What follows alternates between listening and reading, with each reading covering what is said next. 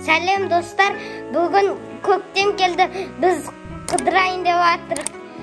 Біздің ютубымызды соңына дейін көріп лайк басып тіркеліп кетіңіздер. Сау болыңыз.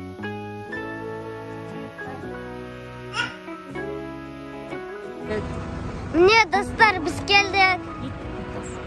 Мына